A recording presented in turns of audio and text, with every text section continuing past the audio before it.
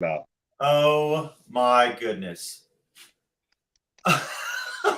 I wonder if the countdown, it's been 38 minutes. I'm sorry, everyone, if everyone's still here. I don't think I bet you nobody's here still, but they'll start hopping back on. Now Yeah. it says nobody's viewing it. I've only been live for, oh my goodness. That's like What a pain in the ass. That's like my black screen. I forgot to turn the camera on. Oh no. Whoops. So it was just me and you chatting for the last half an hour, I guess, huh? Or no, nobody can see that, right? Yep. Nobody can see it. Nobody can hear it. Well, it was good to catch up. That's why they're saying that. Okay. It says daylight. Maybe you know what? Okay. Daylight savings. That's what it was. I can blame it on that. I didn't mean to. It's really 7:00, right? Right. Oh boy, that's funny. All right, so there we go. Now it shows me. See, live. It says one person's looking at it, and that might be you. But okay, that's making more sense now. Son of a bitch. Well, now I know, I guess. Now it says I'm on and I'm live. Oh my goodness. I tell you what. Oh well. And we were talking about some good stuff too, damn it. Oh, I'm always open for a good discussion, man. Yeah, it is pretty cool. Yeah, I got some stuff stuck in my craw like we had talked about before, but I'm over it now. Just you seemed I had to take a shower and kind of get ready for this, and I guess I wasn't really ready because I had some problems here. But hey, what's up? What's up, Toids? So yeah, I mean, you sounded like really kind of distraught, and I was like, man, I wish I kind of wanted to talk to you some more, but I didn't get a chance, so I apologize. I had to kind of jump in the shower and get ready, like I said. So I have a very stern character when it comes to things, and oftentimes it costs me in the long run because rather than benefit myself, in many cases, I will sacrifice just about anything to maintain my character because I spend a lot of time helping people. That's where I get my enjoyment. it's some one of the best things in life, man. I love it. I love it. I've got a fucking army behind me you wouldn't believe. Like I said earlier, my buddy from Minnesota sent me down because I don't get paid till Tuesday. I'm doing this nursing fucking thing and I'm getting paid bi-monthly, and that's a sacrifice. So when my truck crapped out, a buddy I fucking helped paid it forward, came back around, said, hey, I'm going to send this to X. He's coming to your house, get a demo, the real fucking buddy network. Because oftentimes in life, you don't know who your real friends are. I fucking know who mine are, and Absolutely. That's the most beneficial. Like what I did today, going to Chess Dude's alternator. I didn't fucking have to do that. They didn't offer me shit. I just did it out of the kindness of my heart. And that's why I'm so supportive of the network of folks that I am in the community, is because I can tell somebody who is full of shit versus somebody who isn't. And even if somebody's full of shit, I'll give them the benefit of the doubt for a minute. But if they cross me, then I got to deal with it. And I don't necessarily like to get out the nunchucks. Yeah. Right in the nuts. They should have called them nutchucks. Dude. Right? As many times as I fucking nailed myself, if I had $1 for every time I nailed myself, I wouldn't be driving a 97. I'll tell you that. David, what's up, man? Thanks for Hey, I'm so sorry, guys. I didn't know I had to start the stream. I thought I was on here at like 5:58 all ready to go, and I thought it automatically started. So I had to hit go, apparently. I had to help because I went through when y'all motherfuckers were watching 6 minutes of my black screen. We were joking about this earlier because there's some growing pains. Exactly. Well, now I know. Yeah. And the next one, I'll have all the pro lighting. I'm going to get the mic that Andy said to get and all that, and then I'll be good to go. Face chucks. That's hilarious. Yeah, I don't know if I can even do this moderator thing because these guys on the Here's my new mic. I went and invested because I stole this off one of my daughter's toys. Oh my God. Seriously, but this is what I got. and it's going to be awesome. We're going to have full binaural 3D sound out of this $3 fucking Play School mic. It's going to be fantastic. Nice. That looks like that's a SM50, not a 58, right? That's for anybody who doesn't know, that's a Shure microphone. Pretty extremely popular. If you don't know what an SM58 is, shame on you. You should. It kind of looks like that, but on steroids. That's pretty funny. So professional, RG. Hey, I think it was pretty funny. I didn't go back and watch the 7-hour stream. I haven't had the time. I didn't watch 99s, but I guess Dave got a little tipsy, huh? Yeah, they were awesome last night, and he 7.5 hours I know was specifically to beat that 5.5 hour one that I did that was unscripted. Right. So like now I'm gonna start limiting mine because I got to set a precedent here. It's starting to get on my nerves, and that's just where I am with that. I appointed Scott to take care of the group for a while so that I could rethink some things. I'm going to bring John in next Sunday, and I'm going to start giving I want to give my friends from overseas some time to talk too. So I might do some rescheduling there, and then just kind of keep going with it naturally. But I got to distance myself from the stuff that's just being regurgitated, because if I don't, I mean, I'm stuck between a rock and a hard place. I have no choice but to shut my stream down if it's going to be the same fucking thing every single day, Yeah. When you're trying to offer facts and, camaraderie and brotherhood and all that stuff, and it just gets basically repeated like a parrot, it gets old real fast. Yeah, and I can't do that. So yeah, for me, I'll probably just do a few hours. You know what I mean? I'm not trying to do anything crazy. Just the time for people to get on, alternate Sundays with you, and yeah, and just have people get on, and at the end of the week, vent, right? Get ready for Monday, all that kind of good stuff. Sunday's a good day because people can go to church during the day, handle their business. It's a wind down day, and we all fucking hate Monday if we work. So, being able to get together and just hang out and bullshit and talk about our hobbies awesome on a Sunday, because you go into Monday a little bit more gung ho. My week sucks. I gotta get up at early in the morning tomorrow and then go deal with what I gotta deal with for the day, and then I catch Daily Hi-Fi and then Toad and Nick after that. So I get to wind down with their podcast after work. And then on Tuesdays, I catch the Kicker Cast, but I don't know what to think about that anymore so much. So I'm more inclined to go hang out with Andy than I am the Kicker. And then Wednesday was supposed to be Chris. He changed to Saturday, so fuck Wednesday. It's my day off. Yeah, exactly. For me, I'm starting to get comments like, "What? You're on the live stream again?" Especially because it's late and I've been hanging around, and I've been watching. I have a 13-year-old, and I've been watching Stranger Things with him. So all the Stranger Things stuff. So that's been pretty fun. He's really loving it. So I've been into Doctor Who and the Marvelous Miss Maisel with my wife lately because that shit's hilarious. I need to laugh. If I don't laugh at least once a day, I wind up in this,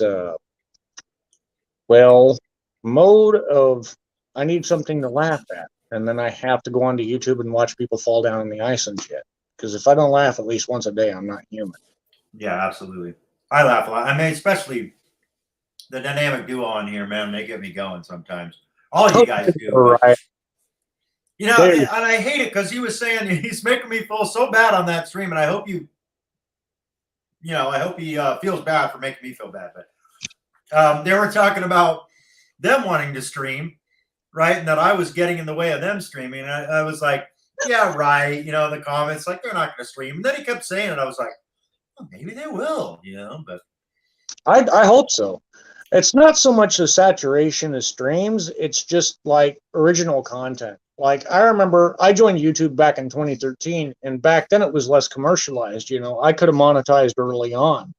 I had enough of a following early on with the kind of energy I put into my videos. But like we had talked about before you went live, charisma doesn't necessarily mean qualified. So Right. even though I had the charisma and the qualifications, it was tough to balance it out and figure out exactly what my path was. And friends like Stan were like, put your stupid ass on camera. Just talk about shit. And now it's a lot harder. So if, Deviant and 25 were to come out, they're basically entering the proverbial piranha tank. Yeah. And when I gave Chris that springboard through the props on my channel, I like to do that, like trying to give Mullen credit. I love to see smaller channels that I believe are genuine springboarded to the forefront, and I'll do that if I see someone's genuine. If they start to act like a fake fuck or just a money grabbing son of a bitch, I'm gonna bury them faster than I do a dog bone. But that's why I'm so supportive of your stream. I know you have something genuine to offer. You're a decent human being, and you're just trying to help the community, because there's so many people out there right now that are just shilling products. Man, and fuck that. Yeah. That was hilarious. I was dying when you guys were doing all the videos about the kicker swag. That was so funny. Oh my gosh. I was laughing pretty hard. And 99, he hopped right in that, baby. He made a bunch of different stuff. Yeah, I loved him for that originality. Yeah, that was cool. That's why I took it and kind of did my own spin on it with the RGATP, because I love that as an original idea. Like, if you take somebody's idea to expand on it, that's cool. But if you take somebody's idea and you fucking jack it, that's what Hollywood's doing. They can't fucking make an original movie to save their fucking life. That's why all these bullshit remakes are coming out. Fuck that. Right, exactly. They remake Back to the Future, I'm protesting, and I'm not cancel culture. If they try to remake Back to the Future, I'm protesting. Or yeah, that's my favorite movie, and definitely one of my top three. KLM says, when he joined in 2007, there was no commercialization. Now that's all it is a lot of the time. Yeah. They can never know what is in your heart or why you're doing it. Everyone will judge either way. Yeah, that's very true. Everybody's going to judge, and you can't, you win some, lose some. You can't make everybody happy. So I'm just going to come on here, be myself, help out when I can. And if you like me, great. If you don't, I mean, I'm not going to take any, I'm not going to take that I'll take it with a grain of salt, I guess. I'm not going to. If I think you're fucking up, I'll tell you, and I'll respect you just the same, because that's what real freedom is. The price of freedom is to not be able to have to agree with everything that everybody does. That's the true price of freedom, is live and let live. So, like, if I see something I don't necessarily agree with, I don't generally attack it unless it's generic. So, as much as I don't like commercialization, I understand why people do it. I mean, everybody's trying to make a buck, and I get it, but I just don't want them to come on my shit and do it. You know what I mean? Like, stay off my channel, and you know what I mean? I haven't experienced that, but I'm sure a lot of these other guys get hit up for it, especially with commercials and stuff like that, in the middle of the stream or anything like that. But you will. I do wish they'd make a Back to the Future 4, but with Michael J. Fox, having such a hard time with his illness, it's it's definitely a challenge, but it would be funny. I heard Beavis and Butthead was coming back. Yeah, Mike Judge was like, this is a good time to bring them back, but as adults, which should be really Yeah. I'm interested to see where he's going to go with that for sure. What is 25 says? No, what did he say? Planet of the Apes remake not as good as the original 3. I didn't see the new Planet of the Apes, so. Me either. I don't go out of my way to watch remakes unless it really intrigues me, because I know it's mostly just regurgitated fucking bullshit. Yeah, and see, 25 says El Fuego video has commercials. I don't know what. Over 100 views, they automatically put commercials on it, whether you're monetized or not now. Really? Yep. And you got the 5-second skip option. That was one of the reasons that pissed me off. Was I was like, originally, if you had to sign the YouTube partnership agreement, that's why I went through StreamYard, because I can't do that on these. But on your proper videos, if they're not offensive enough, like, I'll do stuff like throw in the George Carlin 7 dirty words on some of my videos just to make sure it's advertised. Oh, that's a good fucking idea. Shit, piss, cunt, cocksucker, motherfucker, turd, tits, twat. There you go. Thanks, bro. I'm good now. Yep. Well, through StreamYard, they haven't done it yet, but they still have. I trust me, the proverbial boot on our neck is coming.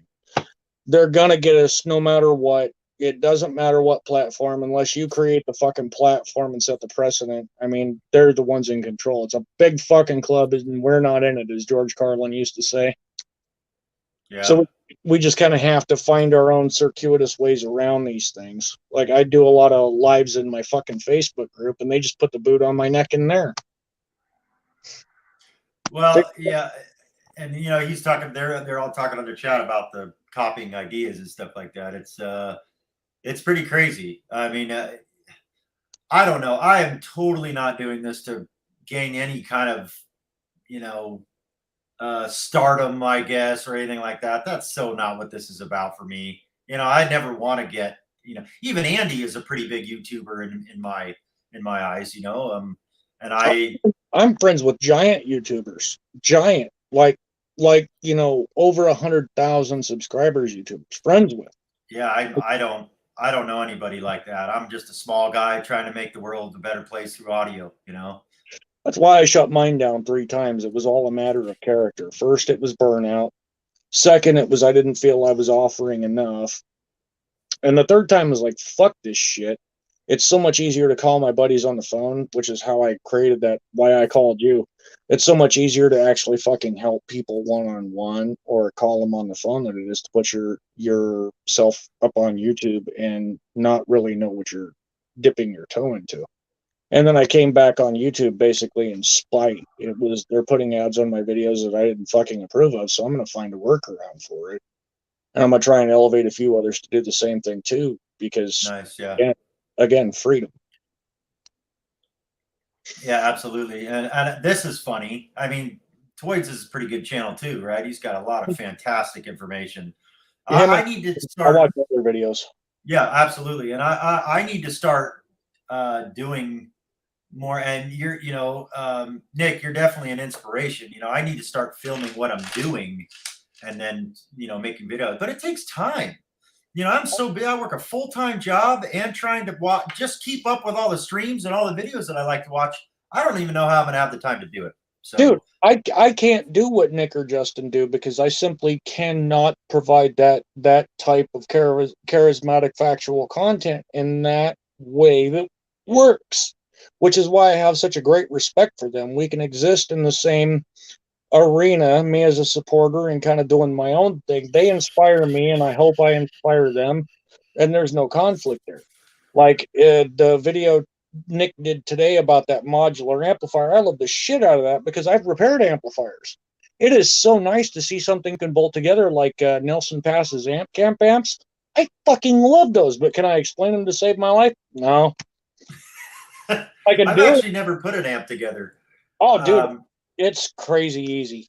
If you have the right stuff, it's crazy easy because an amplifier is super simple in principle. It's once you start getting more complex with it that it gets overwhelming. Like Darlington pair, double Darlington pair, class H, double voltage rail type shit. Right. Yeah. For me, I don't like to put it out there because we get crazy busy with it, and I'm already busy. But I do a lot of repairs, right? So yeah, I figured if I can repair it, I can put one together. If I know the topology enough to repair things to a component, on a component level, I can probably put one together. Between a Zener diode and a fucking Schottky diode. That's exactly. Yep. So I figured, I would see. I don't understand. 25 says, or no, who said that? Something about personal life. Oh yeah, you too, like all of us, have a personal life. Full-time or better YouTube channel, please. Yeah, I don't know how to do that. 25. I'm starting with this, and hopefully this will get somewhere. And every couple weeks is cool on a Sunday. I'm not doing much Sunday night, so this works out for me. So I appreciate you letting me do this, RJ. It's pretty cool. Oh, I didn't let you do it. I just wanted you to. I mean, it's not a let thing. Like, I'm only going to get annoyed. Richard Pryor once said he met a card shark on the streets of New York, right? And this card shark was doing a card hustle, and he knew it was a hustle. He went up there and he lost $20. There's two things you don't fuck with. You don't fuck with a man's livelihood or his ability to do what he needs to do. And I have a very simple philosophy of don't shit next to my TP and I won't burn yours down. So like somebody crosses a line with me, they're gonna fucking know it real quick. Absolutely. Yeah. But otherwise, I'm supportive of the whole community. I love to see more streams. I love to see more down to earth content. I just wish there was more of a diversity of knowledge. I wish people would be more inclined to be respectful and stay in their own lane. Like when I came onto YouTube with my live stream, I'd been a guest on many others. And rather than try to take away from what they had offered me as an opportunity, I chose to forge my own path and do my own thing to try to reciprocate and offer that reciprocity and support of them. I want people to find Justin. I want people to find Toad. I want people to find Daily Hi-Fi, even though they get on my nerves sometimes. Like Aaron's Audio Corner, love that guy. With the Clipple, that's fucking real shit. Yeah. Don't just go ball and run off for randomness and pray that it's going to work, and at the same time talk shit behind people's backs. That's going to get on my nerves. Yeah, I just 25 said you alternate for the community. That's what it's really about, right? And then I felt so bad. They made me feel so bad. I was like, oh, great. I picked out a day. Me and RGA talked. I figured it was a good day, right?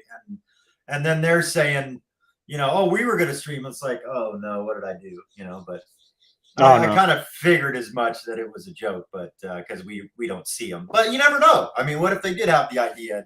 And, he was saying that we got all the camera equipment and all this stuff. And I'm like, is he serious? Is he not? So I felt a little bad, but here I am. So tough luck.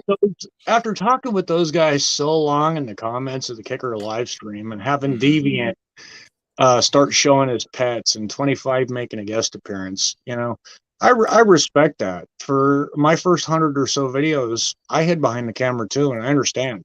There's a lot of weight when you put yourself out to what's potentially a global audience. And like, you don't see it until you start to see friends like my buddy Sylvester pop on. This is global.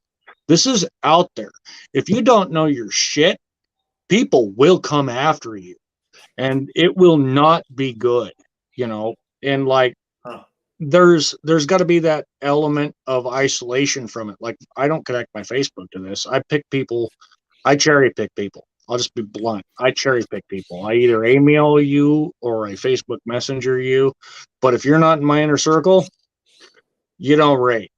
And, like taking the time to call you up on the phone and say, here, go ahead and do your live stream. You got a lot to offer. It's going to be growing pains at first, but roll with it. It might not be for everybody. It might not be for 25 or Deviant. But at the same time, I still appreciate their contributions. I like having them around. I love yeah, for sure. Yeah, they make me laugh a lot. So I really enjoy that. Because the chat, it's like I start answering questions and stuff and they make a comment. I'm like, that's hilarious. Yeah. Yeah, I don't much care if I stay on topic or not, because in real life, I'm a squirrel. Like when I get together with my buddies, my favorite video, my personal, honest to God favorite video I ever did for my YouTube was when I went up to hang out with Hal and Jake. And it was just total unscripted fun. Just me and my buddies playing with some speakers. We had some gear laying around. Yeah, I fixed some shit and I fucked with a supposedly legendary subwoofer, but it was just hanging out with my buddies that was the most important. Yeah, and that's really cool. Yeah. Yeah, you can see that at the end of the video when we're all just, and that's what I think the audio community really is. If you go to a show, it doesn't matter if it's an SPL competition or an SQ competition. When you get down to the brass tacks of it, is none of us really give a shit what the fucking componentry is, because we're all smart enough to know if it was all perfect, we'd have the same shit. It's that level of enjoyment we get out of it and sharing it with the others that really counts. That's why I have so much respect for Kicker. I changed my profile picture from my Cerro Vegas shit because I joined the Kicker Club, and I'm like, wait a minute, this isn't appropriate. I should not be in the Kicker Club. Shit behind me, and I respect them as a company because they offer a quality product. So like 6 of one, half a dozen of the other. I love the fact that there's that level of respect and the fact that we can talk like this, you know. That's what Yeah, it is good. at the end of the day. I'll shut my channel down tomorrow because I could give a fuck less. But if I meet somebody at Quick Trip in 10 years, if I shut my channel down, it goes, hey, RGA, you know, that's what matters to me at the end of the day. Yeah, for You sure. help me, bro. My cat just came in here. I have the door open there so I don't make this place a vape shack. And my cat just came in and meowed at me and then walked back out again. That was weird. What do you want? Anyways, what I was going to talk about. There was something in the chat that they were talking about, but I forget now. My battery's about to catch that smoke. I'm about to get the bading-a-ding. You got somebody else you want to bounce ideas off of for the interim? Yeah, maybe. I mean, I'll post the link again in the comments here. Anybody wants to jump on, that'd be awesome. How about 25? He should jump on. Yeah, you should. Pop your cherry, 25. Come on. Exactly. Yeah. What you look like, bro? Cat was saying hi, V13. Yeah. Can't be any uglier than me, bro. I think I lost one of my cats. Oh shit. Yeah, I haven't seen him or her in a while. I've never. Larissa says without a mask 25. I didn't know he's come on with a mask. That's pretty funny. I always see Beardy or the dogs or something like that, you know, but never seen him. I don't know what I'd do without my pets. I really don't. I swore once upon a time I'd never own another dog, and since I had kids and shit, now that I got dogs, the pit bull, he's on his way out. But like the horse, the cat, the snake, like there's just something so genuine about animals. Yeah, they love you no matter what. Yeah, when I've had a bad day at work, like even if I'm arguing with the wife, I come home and my dog's like, "Hi, Dad." I love that so much. Mm-hmm. And you could be totally just in the worst mood, or you're mad, or you're angry, or something's going on, and the dog's like, "Hello," you know, just they don't care, you know, and it's really nice. Cats, not so much. Cats like, you know, where's my food? You know, give me a little bit of pets and go away. But dogs is a whole different breed. Dogs are where it's at, man. My cat's broken. I don't understand it. Like I've had several cats over the course of my life, but the one I've got now, Simba, he's shown his tail in a few videos. I'll be laying there. I'll be having a bad day. I'll be stressing about tomorrow at work. And that motherfucker, he'll jump up on my chest and he'll stick his nose in my mouth. And he'll start that purring shit. And you hit the asshole button when you scratch his ass, and his butt goes up in here, and he starts making bread on it. He's got to be a broken cat. I must have got lucky because my cat's funny. You just touch him, and he starts doing the bread. You know, making biscuits. They call it, right? So funny. Yep. Yeah, he's funny. He's a Russian blue. He's fairly new. We've only had him for about 8 months. New to me, 8 months or so, six or 8 months. But he's fantastic. He just flops over. You hold him, and he just flops over right in your hand, upside down. You can pet him anywhere. He doesn't bite. You know, a lot of cats, if you touch him in the right spot, you're getting puncture wounds, right? Yep. But he's pretty good. That's how our anonymous cat Socks is. We got him as he was basically feral. I'd turn the camera. Well, basically he was living under that porch, and we took him to the ARL to get dewormed and stuff. But he hides. But we've developed this routine over the last year or so, where when I start my coffee pot in the morning, he will come out and he will meow at me, and his lovings have to be on his terms. Mm-hmm. So he either wants lovings or he's hiding somewhere, and you never see the son of a bitch until he wants his attention. But when he wants his attention, oh my God, he won't stop meowing at you until he gets it. I'll have to get him on camera sometime. That's funny. I'm reading Toyd's comment here. He says the tube change is killing me. Doesn't feel like he's talking about time change, but it's funny. It said tube, and he'd be the one to change tubes right about now in the middle of the stream, right? Do you have any tube amps? Do you have any tube amps? RGA? Oh no, I used to play with like the Sylvanias. I had a couple of Macintoshes. I had some of the earlier stuff, which taught me about, plate and grid voltage. But to come across them now where they're not too exorbitantly expensive, I haven't played with them in so long. I've lost most of that knowledge. I'd have to get one back on my workbench to remember about it. Like cathode, anode, um, emitter material, that sort of stuff. I used to know all of that shit, but I forgot it because I've been playing so much with solid state. It just gets jumbled up in your mind, Yeah, there's a lot, yeah. Yeah. Like I made a comment to a friend of mine, another David in one of my groups. He has an old The Fisher receiver. And somebody made a comment about spaghetti amplifiers recently, and it cracked me up because I remember the old, the first generation Class A stuff where you flip the fucking board over and it's nothing but wires. Like, to me, that's spaghetti, not the modular jumper locking tab stuff like my 1050 I modded downstairs.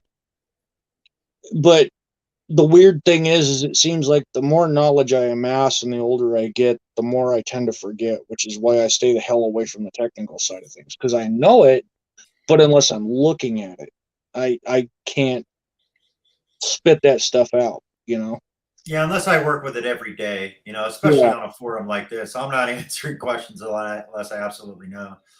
I was talking to I think it was John, and I said, "Oh, audio or JL Audio doesn't make 600 watt / series amps," and lo and behold, they've got a version 3 now. He sent me pictures. I was like, "Oh, faceplant," Yeah. So there's nothing worse than having to eat your hat, but so long as you're willing to eat your hat, I've run into that too, especially with the Servo Vega stuff. Like today, I was talking to my friend Darren, who got some M100s, fairly rare military exchange only model Vega, right?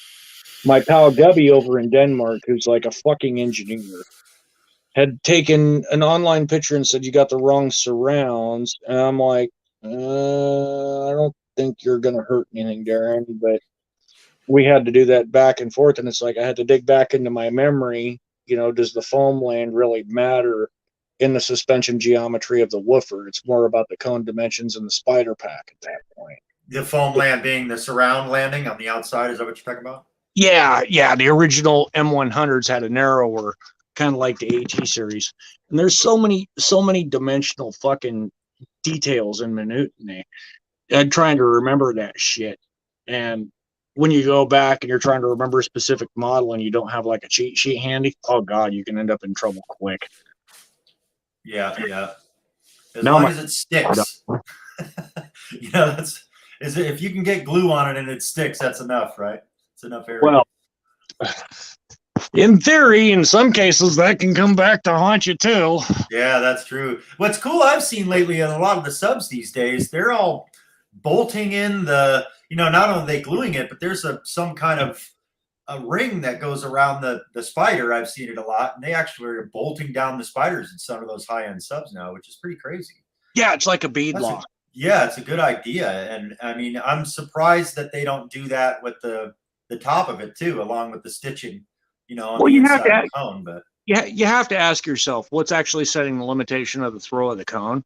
Somebody asked me or asked somebody else today, is a high X Max sub less reliable than the older style? And really they're not, because usually you build up the durability with the spider weaving, the surround material, and the other stuff to actually accommodate for that. So do high X Max subs die sooner than low X Max subs? No, really the ultimate thing there is the quality control and the initial build in the first place, and are you pushing it beyond its limits? Like, because I have a multitude of subs around here, high X Max, low X Max, Pro, Home, Car, and they've all been fairly reliable so long as I respected them for what they were, didn't clip them, kept the signal path clean. It's like the guys in my group are primarily extremists. We like to listen loud. So, you got the guys with the grills off that sit there and watch their woofers to make sure their shit's not going to bottom out. It's the difference between, the casual listener and the diehard. My old Macs have 1.5 inch excursion, and I don't even use them to their full potential. And I'm still hitting dBs that most people would be like, how the fuck are you doing that, bro? So it's always a trade-off, man. What's crazy is you see those videos, and a lot of it's the camera, Yeah. right? A lot of it's the camera that's distorting the cone. Yeah. What's up, Dave? What's up, guys? Sorry. Hey, what's up? I'm charger. Perfect timing. Perfect timing. Oh my goodness, I love it. Good That's talk. all I needed to see. See, now Good talk. Good talk. Now he doesn't need his own stream. He just comes on as a horse. Look at my horse. My horse is amazing. No, sir, I don't like it. Don't like it one bit. That was the horse on. Can anybody tell me what that's from? No, sir, I don't like it. What's that from? Yep, Anybody? no mask. Anybody? No? In the comments? Come on. What's that from? There. RNS. That's a hint. Ren and Stimpy. There you go. Good call. It's the horse on Ren and Stimpy. You fat fucking idiot. Yeah, right. I think every time I ever saw Ren and Stimpy, I was totally trashed. Yeah, me too. It was good for that. Although for some fucking reason or the other, I had the log song stuck in my head. It's log, it's log, it's big, it's heavy, it's wood. That goes through my mind at work sometimes when I'm bored out of my fucking mind. My favorite episode is the space, going where they were in space, and he's had his ice cream bar. That's my, and he's like the space madness. That's what it's called. I don't know why I argued. How did you get upside down? That all happened all at once. There was a horse on the screen. You were upside down. I'm trying to let Dave in. It's like, oh my God, what's going on? I had to plug my stupid phone into the charger because my battery is going to die. I talked to Dave and I talked to you, and I was out and about today, so I started to run out of battery. My wife's pissed at me that I'm not out there right now, so I was about to make my my exit anyhow. But I love it. Everybody's going crazy on the Ren and Stimpy. Greedy kitty. Oh yeah. The cut scenes that they had on Ren and Stimpy were incredible. Just of their teeth, like slowly churning and their teeth are breaking, and it's like the close-ups, The close-ups were the best, man. They had like curly hairs, just nipples and shit. Rocco's Modern Life was one I loved. Ren and Stimpy, of course, Beavis and Butthead. We used to stay up and watch fucking Robot Chicken. I love the shit out of Robot Chicken. I never ever watched that. I really? know exactly what you're talking about. I never watched it. But I'm sending you a link. Robot Chicken have you pissing you and Lisa both pissing yourself. That shit's priceless. I like what's the new one? Rick and Morty quite a bit. I like Rick and Morty quite a bit. Man, when they turn a lot of the new cartoons, I get all like, oh my God, all this new shit. And then some of it, if you do look at it, like that Rick and Morty, I was like, what the hell am I watching? And then all of a sudden you start watching it, it's like, oh fuck. Yeah, it's pretty good. I get it now. Yeah, you can watch it. What's up, Sam? Thanks for joining me, man. I really appreciate it. Hey, Seal. Good to see you, bud. What is this? Hey, Derek. What's up, Derek? I didn't see the video game. I didn't know they had a Super NES game. Yeah, that would be cool to have. Your cost, I appreciate it, man. Like fucking being able to do that shit and weigh things out, fucking helps a lot, man. It does. It is what it is. I mean, obviously, like I said earlier, just chew on it. Yep. Don't jump on it. Just chew on it for a second. Then jump on that shit. I was thinking about it earlier, man. I was like, man, kind of, whatever. It is. I'm not gonna do that right. I ain't gonna do that right now, but whatever. Just chewing on it. Just chewing. I don't know what you guys are talking about, but I like the vibe. So sorry about that.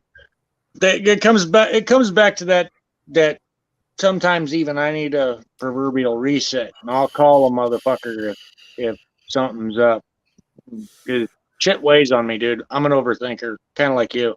Mm-hmm. And the buddy network, that's the fucking best help motherfuckers got anymore, is that buddy network. Realizing that some of my friends online are better friends than I've got in my fucking personal life was like a revelation that blew my fucking mind, dude. Yeah, Socks is in the house. Yeah, buddy. Socks. What's up? What was that the other? Oh my gosh, I was talking about his socks the other day. I can't remember what stream was on, so it kills me. I do love your pets though quite a bit, and I'm not going to call you Dave because that sounds weird. Dave. So that's not happening. Just call me Deviant. That's all. Yeah, I could say, but I've been calling you Dad for so long. I don't know. It just stuck. I can't. I don't know you as Deviant, but I can try. I'll try. Stretch your ears, dude. Oh, that's a sleeping dog. Better half the dog. I agree, Larissa. Probably his better half.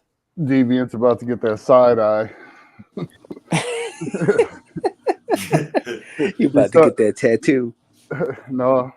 Well, we had a chance, I believe, last night. We was on there. Rewatch it. From the stories I heard.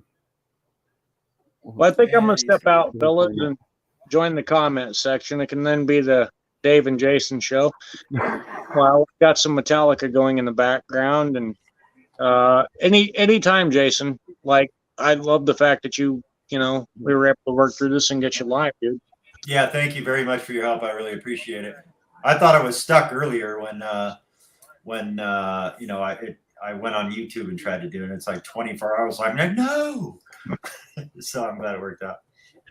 Like I said, my first live stream was 6 minutes of black screen, and I'm sitting here talking to the wife in the background. It's still up, I think, but it was literally 6 minutes of black screen, and Koslick was there, and Deviant was there, and a few other people were there watching, and I'm like, at the same time trying to work through the technical difficulties, surprised as shit that people were watching in the first place.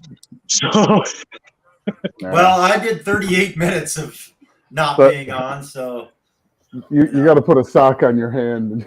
Oh my God! Right. Put a sock on your hand and just put that. That's funny. But I got you back, Jason. I'll be in the comments, brother. Thanks, bro. Appreciate it. Good to see you. Take it easy, man. You have a good evening, man. Nick, since you're still here, I watch all your videos, buddy. Sometimes I don't comment. I just like you and Justin. Like, not sorry. Me. It's not me. Sorry, it's Mr. Bill over there. Or no, what was the sock? I forget what it was. It wasn't Mr. Bill. It was something else. It's some kind of sock thing. I can't remember. Mr. Bill with claymation. Yeah. You gotta go wash your hands. You ain't touching mine. But I'll be in the comments, brothers. Later, you man. have a good evening, man. Appreciate Go charge your phone. What is he saying? He's saying I like the I think you do, buddy. Yeah. Rock and sock connection. What was your favorite toy when you were a kid, dude? Favorite toy, Transformers. I think mine too, man. When I got Megatron, that was so badass. And my two, of course, and Soundstream, right? Because everybody loved the cassette deck. But the Soundstream was my jam. I loved it. Funny, no pun intended.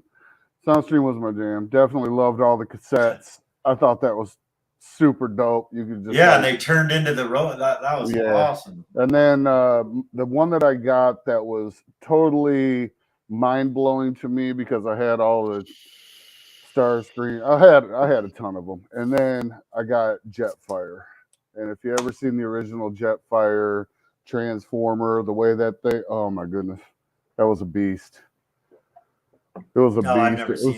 It was so sick. Yeah, what was it? It was dope. It was the big white jet, white with the red decals and. Oh yeah. I did have that one. I didn't know. I thought that was there was 3 jets, right? I can't remember the name now. Starscream was the purple and gray one, and then you had Jetfire was the big white and red one. Like it was like twice as big as Starscream, and then there was another one. I don't remember it. Yeah, Starscream was the other one, right? G.I. Joe and Legos. Yeah, I didn't. Oh yeah, G.I. Joe definitely had the G.I. Joes. Oh man, I built a base in my backyard with the freaking. And if you built a lake, you were a G, right? If you built a lake, you were like that was. Oh, the coolest, I built a lake because I got the hovercraft. My dad got me a hovercraft. And had the depth chargers that dropped off the back of it. Oh, that's right. Yeah, I sank the thing all the time. I actually had a. I don't think it was approved to float on water, like, or take hits of water balloons. But hey, I tried. Nice. Ninja Turtles. Yeah, Ninja Turtles is pretty cool.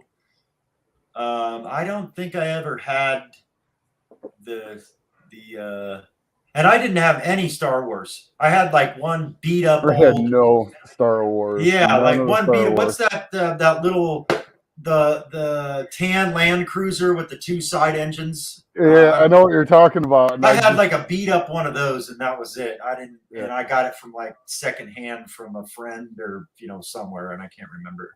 Yeah, Here's I it. know I which have one Turtle you're talking about. Power, Soundwave. There he goes, Turtle Power. Yeah. How funny. So, what do you? What is your gig? I mean, you run a lot of different stuff. You're not just a Vega fan, right? You got a lot of different. Oh no, I'm actually primarily more so Fallsgate fan. Car audio, old school Fallsgate stuff. What is this? Wrong arm, babe. Oh, right. I got my wife right. over here puppeting me. I'm like, why are you grabbing my arm? Here's my watch. Right, here's your watch. How funny. Yeah. Yes, my wife bought me this. Thank you. Right. But no, yeah, primarily old school Fallsgates. I have probably 30 amps or so, 40 amps. I don't know. I really keep buying them and I stopped counting. Yeah, like I've got full old school DSM collections. Bunch of the 2005 Power Series, the T Series amps. A bunch of old school subs, RFR 1812s. Got 4 of those. Got a couple of Power 10s recently from a gentleman in one of the groups. Got a couple old school Rockford Fallsgate Pro Series 12s, the SPP 124s that I picked up from Derek Williston. Yeah, I got a ton of Rockford amps. I got a couple oddballs that are not Rockfords. Soundstream Reference 500. Scott Dilbeck, he had a JP 95 that I had him autograph and send to me because he was going to do something with it and then decided to off it. So I was like, yeah, sure, I'll take it if you sign it. I'm not going to use it. Just in a box. Girl says excellent out the door pricing. She's trying to hawk it all right behind you, right? Oh yeah, everything. I'm surprised she doesn't post on Marketplace as soon as UPS shows up at the door. Right, pre-wrapped. No, I'm about to off quite a few of them, but yeah, primarily my gig is plumbing. I'm a plumber. I was doing construction for quite some time. I was a certified mechanic for years. Stopped recertifying. Obviously, I didn't need certs if I'm not in a shop. So, did machine operating for a few years, excavating, running front end loaders, running excavators, bulldozers, all that crap. Ended up with a herniated disc, L4, L5, had 2 surgeries on that. And I said, I really need to get out of the heavy duty lifting and all that heavy equipment. Like you can't even be in excavating without dealing with shit that's 150 plus pounds.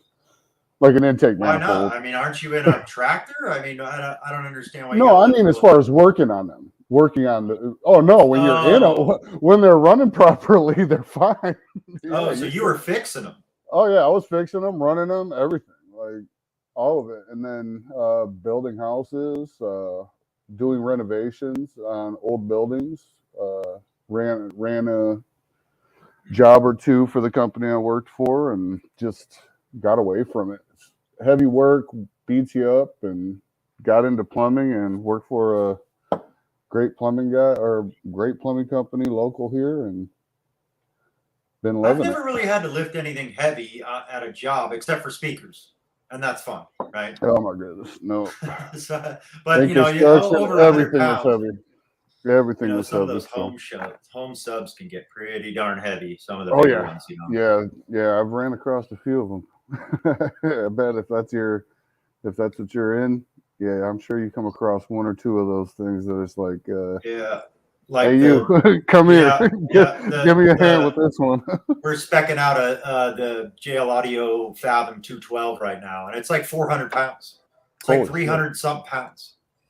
So it's crazy. And I built a dual 18 sub enclosure for my son's Yukon about 6 months ago or so, and that was 250 pounds with no subs in it. So then you put the subs in. It took 4 of us to get it in the truck. You know, it's really crazy, heavy. You know, yeah, they add up quick.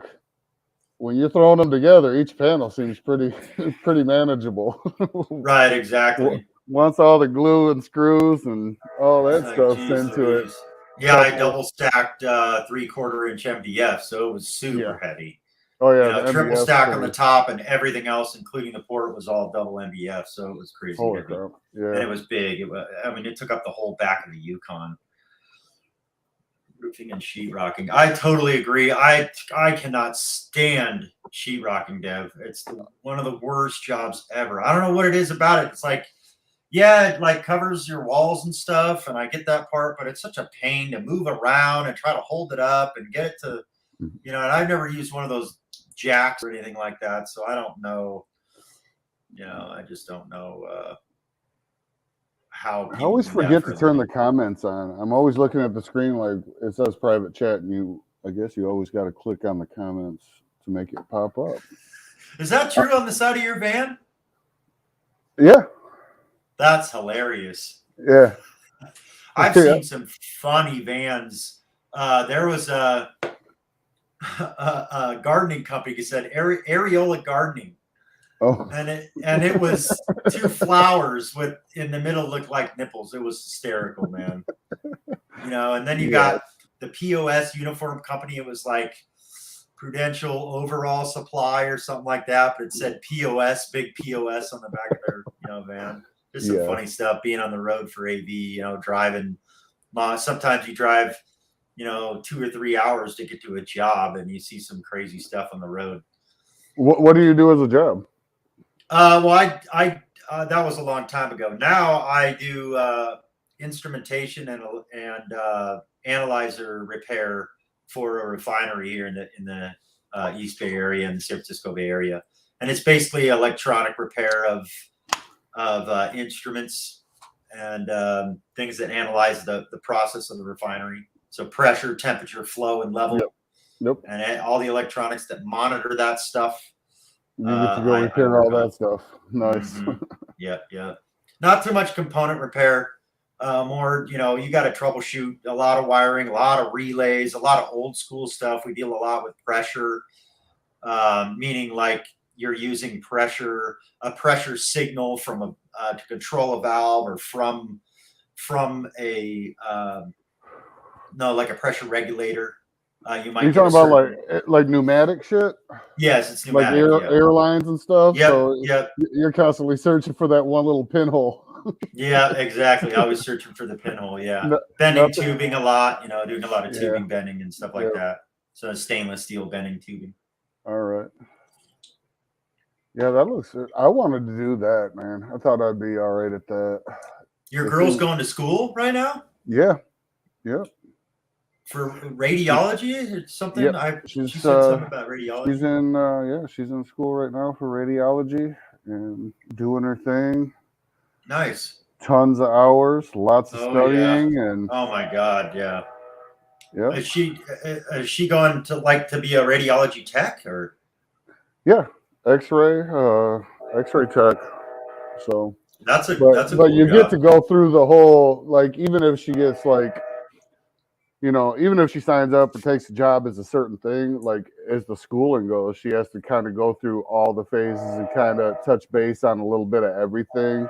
Yeah, she's going through like her clinicals and stuff. So one day she's running around the hospital like crazy. The next minute she's doing, you know, maybe more so, I don't know, I think ER or, you know, things like that. So does she have to go on ride-alongs? Like, would she have to do that? No ride-alongs in-house. Nice. I don't know. Maybe they'll hit her up one of these days. Yeah, that'd be kind of fun. You're like, hey, hop in the ambulance. or hopping I'm around? actually a firefighter at the refinery as well as a high-angle rescue tech. So we rappel off of the structures and rescue people if they're stuck, like down Really? inside a tank or stuck inside somewhere where you can't just get them out. We have to rope them out. Oh wow, that sounds Yeah. fun. Yeah, oh, it's actually a blast. I love it. I love it. It's so fun to hang off of stuff and just rappel down, and it's pretty cool. And you get to help people, so I Nope, not really for enjoy me. it. I just feel like I'm gonna get this rope wrapped around my ankle. I'm gonna be upside down. I'm gonna be helpless. Somebody's gonna record this and throw it on YouTube. It's crazy, it's we have so many regulations that we got to follow. Everything's got to be done to a T. Everything is Yeah. checked and all, triple checked, and so we're not just throwing a rope on the edge and you know what I mean? It's Oh yeah. we're building full on rigging systems and things to get down and go where you need to go because you're trying to rescue people too. So it's a pretty big responsibility. So I bet it can get pretty hectic pretty fast as far as like, I mean, I got to imagine there's like a time frame when you're, even if you're just testing, there's got to be like a time frame involved where it's like assess the situation, put something together, make Yep. it right, pass every single checkbox, and then go do what you got to do. Yeah, absolutely. And it's funny because you're responsible. Basically, at the end of it, you're responsible for your own safety, right? Your own rig, your own Yeah. system. So I actually go and I'm not going over that edge on a rope, 50 stories up, unless I'm checking my own equipment, right? So I have to check all the, make sure everything is, all the D rings are locked, all the carabiners are locked, and everything's in place. How they're, because other people are doing this, and I'm getting ready to go over, right? So it's pretty crazy. I love it though. It's so much fun. Looks like John worked on a ropes course. That's kind of cool. So he worked on a ropes course for a month, so he kind of knows what it's about. It's That's right, Dave. You do always got that fresh white tee on. I like that. That's a good look for you, man.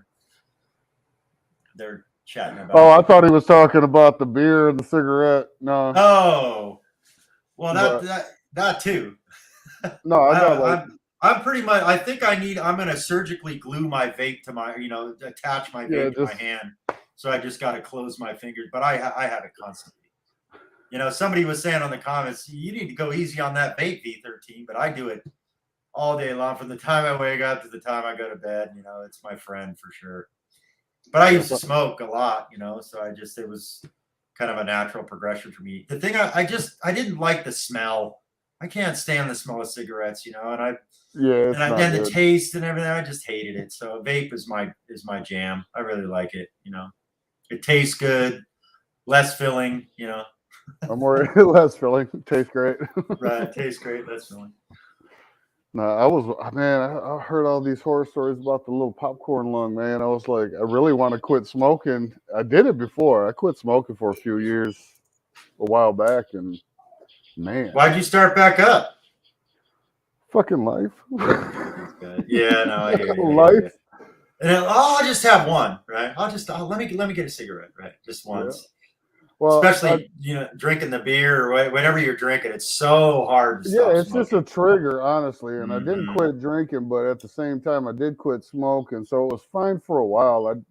Really, as far as I just kind of quit cold turkey, and it was nonstop sunflower seeds and chewing gum, and then it just faded away. No biggie. But yeah, you just all of a sudden, I got a black and mild. And right, it's always something else. All the black and mild, and then all of a sudden it's just like, man, I might as well just fuck these black and milds. Now I'm spending just as much on a 5-pack as I am on a 20-pack. So right. Might as Did well you ever smoke what are they called? Beaties? No. They were like they're basically like little Indian cigarettes, and I don't know what I think they're Indian if I remember correctly, but I don't. They're like. It's the actual leaf, and I don't know what the leaf is. It's probably some form of tobacco, but it's all rolled up and it's kind of tucked in. Maybe someone in the comments can help me out. Were they like a Jarms or something like that? Like one of those? No, that was a clove. That's a clove, right? Okay. It was the Jarms. Was the cloves, and I smoked cloves for a while, and man, it was those are rough on you, man. You start you start smoking the cloves instead of cigarettes. I need your guys' help because I made it 5 days last summer without a damn cigarette. And then stress got the better of me. I got like a fucking heart arrhythmia and shit because I've been smoking for over 30 years. This is the worst fucking thing. I tried the patch, I tried the gum, and I'm determined by my birthday this year to get rid of these motherfuckers. So give me as much shit as you can in my videos if you catch me with a cigarette. Is that a cigarette in your hand? Damn it! Yeah. You should try vaping. You're gonna have to reach out to your vaping friends, buddy. Yeah, I can't. I'm not gonna sit here with a cigarette. Like, what the fuck are you doing, RGA? Put that motherfucker down. I did the same thing. I thought the same thing. I can't vape. It feels weird. It's different than a cigarette. You know, it's like you just got to get used to it. It took me a few days, but I tried the blue e-cigs, and I wound up smoking on top of them. I don't know why. Yeah.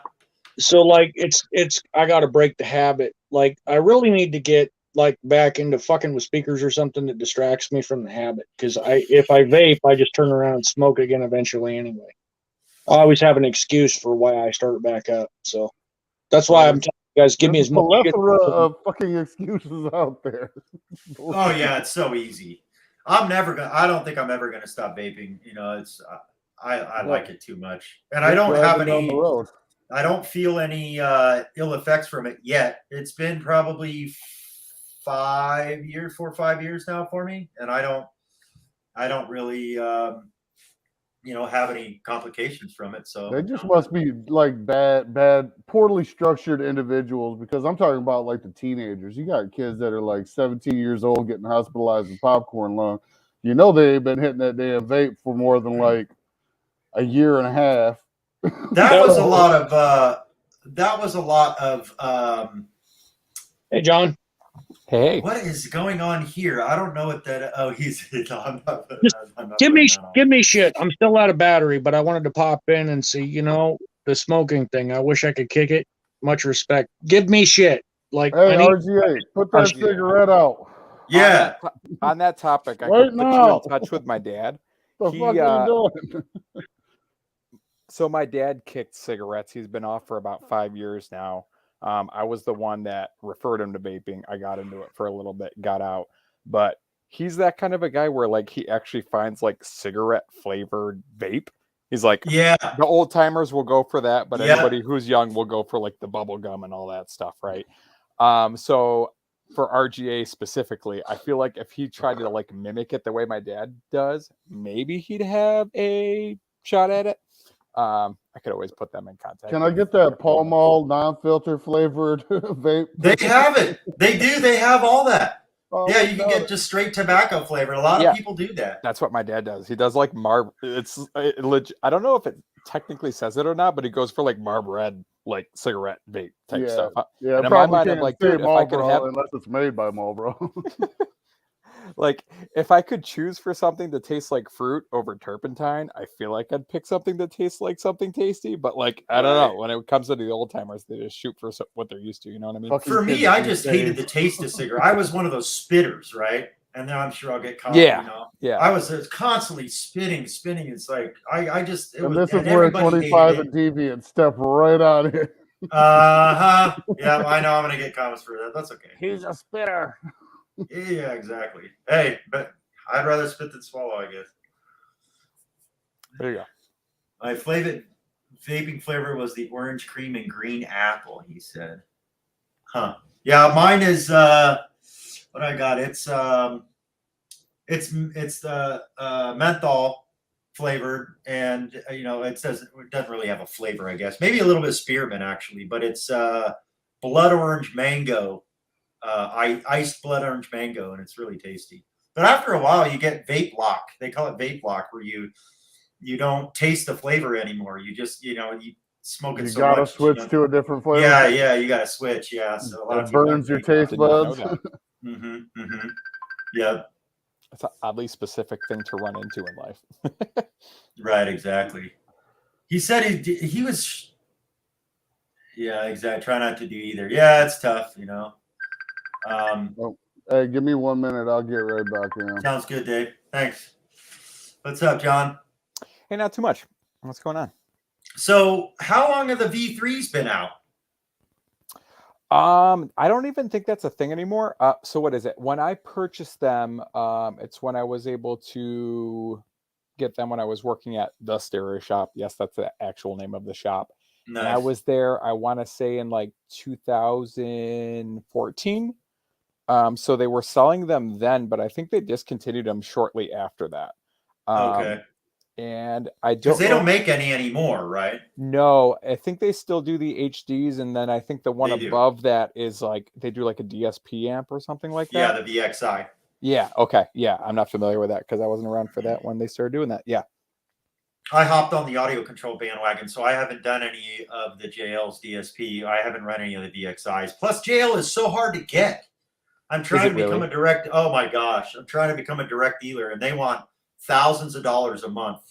Like $3,500 a month to get on as a direct dealer. Gotcha. So you got to basically like pay to stay on the bandwagon, sort of thing. Yeah. Gotcha. Yeah. I did not know that. So I got to get them through distribution or pay retail. Have they always been like that, or is that something they hiked up when shortages came up or something like that? No, they've always been like that. It's always been like tough to be a J. But Yeah, once they got big. Gotcha. Once they got big, So once you start selling enough, the markup makes up for it. And if you do right. they do a thing? I've always wondered this. I never asked my previous guy I worked with this question. Do they pay you more if you stay exclusive, or does it not matter one way or the other? It doesn't matter. You just got to do the volume. Gotcha. So if you stick around with them, then okay. Gotcha. Yeah, and it basically pays you if you're exclusive, right? And you make more money if you, with them, if you sell more of their stuff. And I hear the markup on that is higher than average, to say the least. So. Yeah, I don't know. I don't know what it is, to be honest with you, because I can't get in with them. I don't know what the, Gotcha. I can't hold that kind of volume, so I can't. Yeah, I can't do it. I never wanted to bug you about this on other people's streams since it's not like a cardio channel. What are the brands that you stick with selling when you do cars? Because you do, I know you do home audio, but you do car too, right? I do, yeah. Yeah. Audio control. Yeah. For speakers, I do an Italian brand called ESB. Okay. And they're pretty phenomenal. Cool. I can get Focal, Digital Designs. They got some pretty great stuff out there. They do pretty well. But as far as amplifiers and processing goes, only audio control. Just because of their warranty is so great and they're pretty bulletproof. Even outside of warranty, they tend to fix people's things sometimes. Yeah. So I feel like I'd be tempted to go with them too. I know they're a little bit pricier, but like if you already have to do like an LC2I on top of that, why not just go with audio control because it's already got it built in? Right. You don't have the versatility where if something happens to the amp or if you get rid of it, then you'd have to purchase the unit separately. Mm-hmm. But if you already know you're happy with them as an amplifier brand to begin with, and then you already needed it for the reasons of like what do you call it? Drawing a blank on it. Not bass boost because that's like completely different. What do you call it? Don't be using that. Yeah. What's the thing where you have a newer vehicle and they diminish the bass when you go higher in volume? What am I trying to say? Oh, I don't even know what that's called. The reason for when you need Acubase, we'll call it that. Oh yeah, there you go. Yeah, there you go. The Acubase, the reason why Acubase was invented, right? Yeah, that thing, whatever that's labeled as. There's some manufacturers using notch filters. So they're actually no bass at all.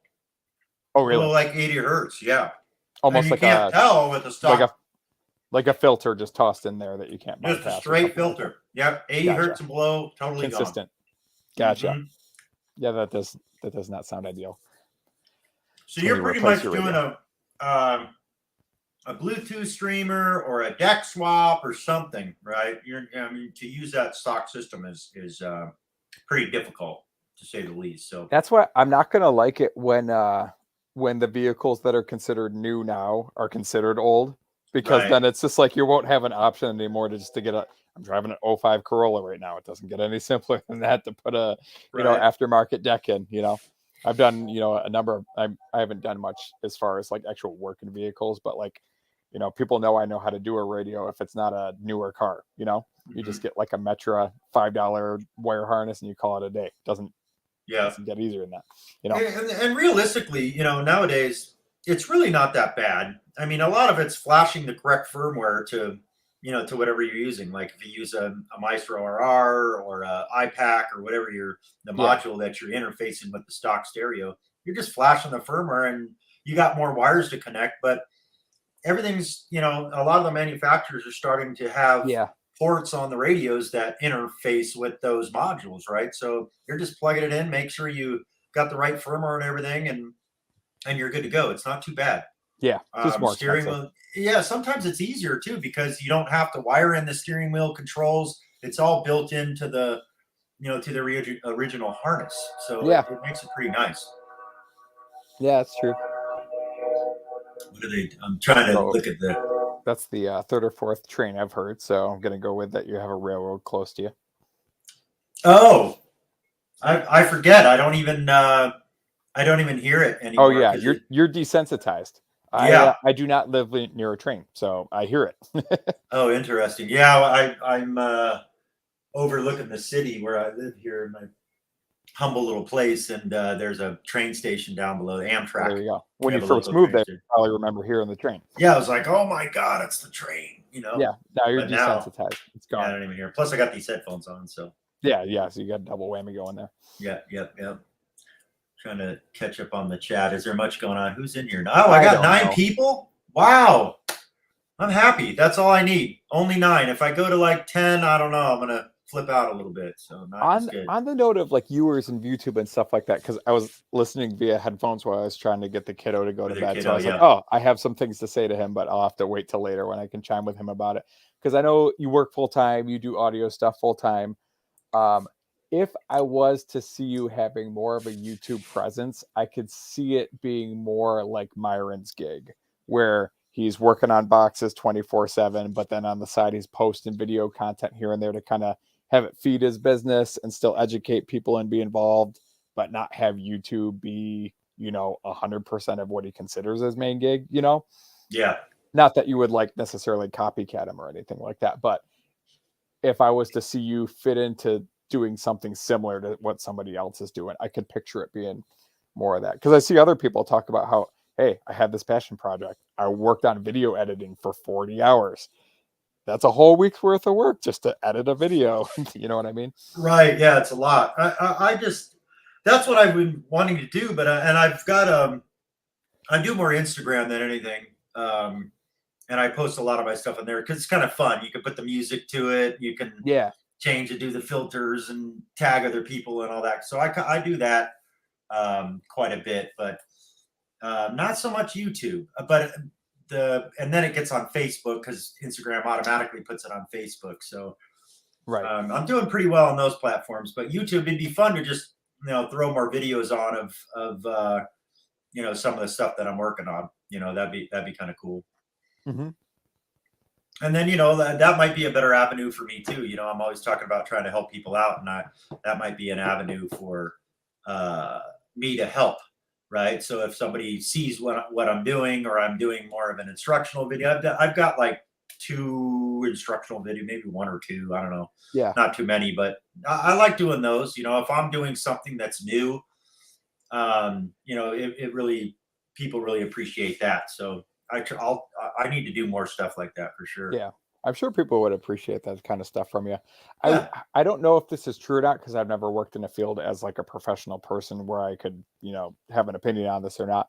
But I feel like a lot of professionals would be hesitant to put out educational content because they feel like it would kind of draw away from their own business. You know what I mean? But at the same time, like the world is so big where the likelihood of it actually taking away from like your own local area where you're actually working with customers and stuff like that, such a low likelihood that you'll even lose one, yet alone like multiple. Right. You know what I mean? Absolutely. That's a good point. The other side of that is nobody wants to do it. Everybody's so busy with their own life that they don't want to put in, especially the systems that I tend to do. I don't get a lot of small stuff every once in a while, but I do pretty large systems and pretty large stuff. So they don't have the time or the energy to Yeah. do it. So it's more of an inconvenience. It's like Dave was talking about doing plumbing. You know, it's like I know how to do plumbing, but I'm so freaking busy with everything that I can't. Right. So if I've got to replace it, you know, I'll do something like replace a toilet or, you know, add a, you know, little plumbing under the sink. But if I got to do something big, I have the means and the wherewithal and the knowledge to do it, but I don't because I don't have the time. Yeah. You know, so I hire a professional, and hopefully, not always, but hopefully the professional does a good job, you know. And a lot of the times I have to be there and I'm watching them. Like I had a sewer line, my sewer line separated the main sewer line that went to the city. And so they pulled trenchless 125 feet of trenchless pipe down to the new city line. That was a very inexpensive job, not. Yeah. But yeah. Picked up the sarcasm. Don't worry about it. Yeah. So, you know, doing that, I was kind of hanging around, but I had other things to do, right? That's why I hired him in the first place. So I go back, and the connection that they made to my house, usually you need to put a rubber sleeving on with a stainless steel, you know, so you connect two different pipes of different material together to make one solid connection, right? And there's a special thing they use. They use silicone. They silicone the two pipes together. They shoved one pipe inside of the other and gooped it with, there was almost like 2 inches of silicone just gooped on the outside of the pipe. And I went back and had to repair it later. It's like, man, who does that? Yeah. Like, just do it right. You know, my whole thing is do it once, do it right, you know? Yeah. And I really try to live by that, right? And if you don't know, I get it.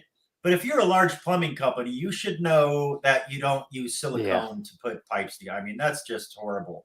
You know, it's like when you go into a car audio build and you've got a ring terminal and they've got 8 screws screwing it down instead of putting a bolt through and grinding the paint, doing it correctly. You know, it's just that shoddy, you know, hurry up and get it done workmanship that I cannot stand. And that leads to other people making more money. The shop I was at, shoot, it's about 7 years ago now. Like they'd be one of the more go-to places where, you know, you'd get it done somewhere else. They'd end up back at, you know, their shop to get it done. And you'd see this rat's nest of wires where you'd say, what the heck were you expecting it? Like, were you really thinking the customer would be happy and that it would work long-term? I think they just hide it. You know, I just got done doing a pretty large build on a 89 Caprice. And I popped up the back seat to run my wires, and it was like a nest. I mean, there was no zip ties, there was no tape there. I mean, it was just all mumble jumbled everywhere. And I'm going, what? You know, how do you get away with that? And they're paying, you know, $100 an hour for the company to install it, you know. It was crazy. The tweeters were held in with spray foam. Like a spray foam insulation, you know, that's how they held in the rear tweeters into the door. Could technically accomplish the goal. I wouldn't recommend it. But I see what they were doing. It sounds faster. So time is money. There you go. That's, you know, you still have to hold it. Maybe they put tape over it to hold it in the place. I don't know, but it's like, oh my goodness gracious. That's funny. Just crazy stuff you see, you know, and I love watching all the 911s. You know, on the car audio channels, you know, when they fix stuff, it's just crazy what you see, you know. I forget which vehicle it was, but I know it was a green one. You know, that one Steve Mead one that he posted a while back where it's like the worst car audio install ever. On the green. Yeah. I've rewatched that a number of times. Yeah. And the bucket obeys, you know, it's his buddy had the bucket with the sub in it, you know. The funny thing is I've been in a couple of other people's cars where it didn't look too much better than that, where like it's just one like foot of wire connected with like a butt connector connected to another one just for no reason. Like it's like you couldn't afford a couple dollars worth of copper just to do it all in one run. I don't know. Right. You know, and it eventually, I mean, people do crazy stuff with the power, right? And that's where it gets dangerous, right? Then you get the barbecue, they call it, right? So it's there's Dave trying to get back in. It's basically, you know, it's a safety issue. People can get hurt, you know, so you got to be careful. you know, and being in the home audio space, they do the same thing with the power there. You know, Yeah. a lot of people try to mount their own TVs and they run the power wire of the actual TV through the wall, and that's a big no-no. You know, you could start fights not rated for that application, so you got to be real careful. On the note of doing things more correctly, if that's how you phrase that, what do you primarily do? Are you more home, car, or boat? Because I caught home, car, or both? Did you say? Or boat? Like, boat. because you were doing a boat install the other You know, day, so. realistically, I'm all three are just pounding at my door right now. Yeah, I've got so jobs. I'm doing it's all pretty three. level then. Oh, cool. Yeah, it's pretty level. Maybe car, but I've got 3 boats coming up. You know, so it's kind of, once people start figuring out that you actually care what you do and you spend the time and you do the job right and it's super clean and it comes out, you know, great, they start, you know, really appreciating it. So I'm getting, it's all word of mouth for me. You know, I'm getting a lot of repeat business from friends and family of friends and all that kind of thing. So yeah, it's definitely starting to stack up. And I didn't mean for it to be like this. I was going to do it because I wanted to basically have tax write-offs for toys. You know, I wanted to be able to get stuff and then write it off as demo equipment, and I'll use it for that. Yeah. But you know, that's what I was going to do, and it's not working out like that. You know, it's starting to really overcome my time. So when you say, but I love it. Is that your primary gig now, or is it something that's starting to take over a primary gig? No, it's still on the side. Okay.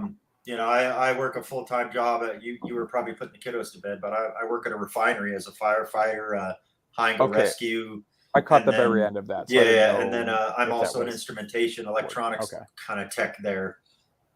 So I do that, you know, 80 plus hours a week, and then after working on the weekends, I'm in a car or in a house or in a boat. Gotcha. So that's what, like, the ropes aspect of what you were chatting about before. Yeah, right? We were talking about the ropes. But yeah, I also do. I've dabbled in you know, kind of like RGA. I've dabbled in all different forms of audio over the years. So as part of my business, I say anything with a speaker I'm involved in. So I've got, you know, a full DJ setup with all the crazy lights and lasers, and I've done that kind of stuff for a long time. Fun. I also do band recording, live PA, you know, mixing boards for big sound, you know, music festivals and things like that. So I'm just kind of offering all those services, just whatever pops up. But it's mainly because of COVID, I've done more of the individual car and home systems. Yeah. So that's what I tend to concentrate on. That's fun. Yeah, it is fun. I really like it. I've been chatting with you and I haven't been looking at the comments. I'm trying to catch up. Yeah. Now, if you're a one-time streamer type person who's just chatting, I feel like it's a lot easier to keep in touch with the comments. But, you know, if I'm going to look at the comments, that means I'm half ignoring what you're saying. So right. No, I appreciate that. Yeah. Yeah. We can both just kind of look at the comments, and that's what Dave does, but I don't care. He's fun to have on here. So what's up, Dave? Welcome back. Well, so 20, I just had to comment back, man. 25 just said I need to quit cigarettes and amp buying. I was like, that's not funny. Right, it's not funny. I agree. I could do the cigarettes, but amp buying, that's not happening. Yeah, no. So what do you have for the home side, John? Are you into home audio at all? Or I'm trying to get into all of that stuff. So I just randomly was given and or purchased a bunch of like hodgepodge stuff from people where they're like, oh, I owe you money. Can I give you this amp instead? Sure, I'll take that home receiver. You know what I mean? Just things like that. I could even walk downstairs. It's a mess down there. I don't know if you caught it in the comments a couple days ago where we had the water radiator go. I'm just gonna whisper because kiddo was sleeping. I missed what you said. I knocked my headphone. I let go of my vape and see what happens. I put it down and knock my headphones out. What'd you say going downstairs about what? It's messy? Yeah. What? So what is it? The reason I haven't been too present this past week is because we had a water heater go, and then we didn't realize that the gas line wasn't fully hooked up afterwards because there's some sort of anti-theft item where you need like a special ratchet to open it again. So we didn't realize that's why our heat wasn't working. I live in like Western New York, so it's a little bit colder here where you are right now. But like for the home audio stuff, I want to get the whole home theater together down here before kiddo number 2 shows up in this world. But what is When's it? that happening? What do we got? Early August. Oh, nice. So I got Congratulations. this 7. Thank you. 7-channel Sony receiver here. A couple random speakers that are mismatching. I do have the JBLs. What is it? 215s and some sort of a horn tweeter. Oh yeah, that's more of a DJ type setup. Yeah, and that was another thing where another buddy was like, "Hey, I know it looks like a great rear channel surround speaker." What's up?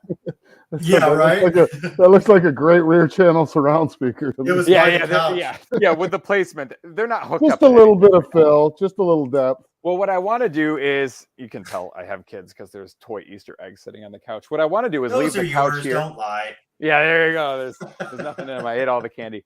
What I want to do is just have the speaker wire long enough that I can just wheel these out, and then I feel like it would work well enough where I could actually put like a screen here, which I actually saw that Toys just did a video on how to build. How do I angle it? How to build your own screen with that. So I haven't checked that out yet.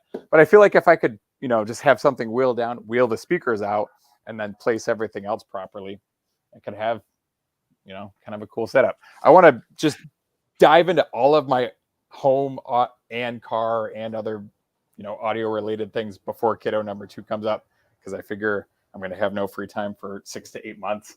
So I might as well just accomplish it all so that I can enjoy it. Hurry up. Start a checklist. Right. But I mean, what is it? I'll walk back downstairs.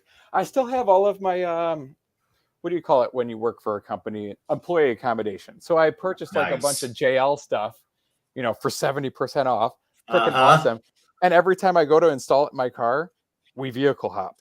So I've literally had this stuff for like maybe 6-7 years now, and just haven't ever had it all. That's why I don't vehicle hop, is because of stereos. I put one in and it takes so much time and energy that it's like, I am not selling this car. You do all the sound treatment on the panels and everything. It's like, no, not going to do it. So I end up keeping cars for, 20 plus years. And then you look like a schmuck because you're driving some piece of shit car, but I love it. Because the audio system's just. I could care less what I drive if it's reliable. Whatever. That's all I care about. Yeah, I just bought for the my business a 2021 Sequoia TRD Pro. Cool. And I've been working on that. Put a 10.1-inch Kenwood touchscreen in it. And an SMD gauge so far, but the stock JBL stereo is killing me. I go on the freeway and it's like I can't even hear it. I can't get it loud enough. So I'm definitely gonna put the craziest system I've ever had in a car in that thing. It's just a matter of. And then that's definitely doing it there, so you can show people what you can do. Say, hey, hop in the passenger seat. What is it? Because like I have like 13 W3s here. I have 8 W3s, which I literally purchased for the purpose of mid-bass. I know they're not mid-bass drivers, but JL didn't sell mid-bass drivers. So if I'm getting 70% off, why not purchase 8 W3s for that reason? That's going to be hard to get in the front door if you're trying to go mid-bass in the front door. What I was going to do is just toss them in like the floor of the back seat for the easy version of the install. What I wanted to do is similar to somebody else's build you knew that you were alluding to, where they actually had like door pods or kick panels or whatever they were, where you had, was it you or somebody else that was talking it was about me. it? They had the 12s and the 12-inch drivers in the front with the 8s and so they had 2 12s in the kick, 2 8-inch above in the dash, and then a 3-way above that up top. When I purchased all of that, my vision for that, and you had to map it all out to like justify your purpose to do an employee accommodation. So like I actually like drew this whole diagram of saying, hey, like I want these 2 8s in kick panels, like as my front stage. This is what I'm going to have them cross over it at. And like this whole elaborate thing where like I didn't even know what like an SQL setup was at the time. But now that I've learned more since then and gotten back into the hobby, or at least the interest of it, I know now that that's what I was envisioning without knowing it. But I am constantly on the search for the best mid-bass 6.5-inch driver that'll fit into a door without doing a bunch of mods, right? That'll drop in and not hit the window. They're doing a lot of things with neo magnets these days, which is really nice. Morel's got that flat, it's like 1 inch thick. And but I haven't heard it. I just see it on like Dean and Fernando's channel 5-star, and I've seen it here and there. I run RE audio in my vehicles right now, and their mid bass is pretty crazy. They do really well. So the RE audio Triple X, and it's a 6.5 inch. It's just a 2-way 6.5 inch. And then I'm not using their tweeters because they're weird. They're unprotected. It's a disc that's about 4 inch big, and it's got just the soft dome tweeter with no grill on it. So I'm not going to run that. Gotcha. I actually don't know how they sound, but I run JL high end for my tweets, but I'm going to go 3-way. I'm thinking Audio Frog or ESB is what I'm going to run in the Sequoia. Is going to be my next endeavor. Is what I've been going active. I don't do any passive crossover. I got an exit stage left, man. The wifey is saying it's bedtime, and I'm down with it. You gentlemen have yourselves a great evening. Right on, Dave. I really appreciate you being on here for my first stream. No problem at all, man. I'll see you on the next one. Yeah, right on. I'll see you on the next one pretty soon here, huh? This week sometime. All right, bud. Take care. It easy, man. You guys have a great evening. See you. Good night. Yeah, so I've never ran 3-way, so it's pretty phenomenal.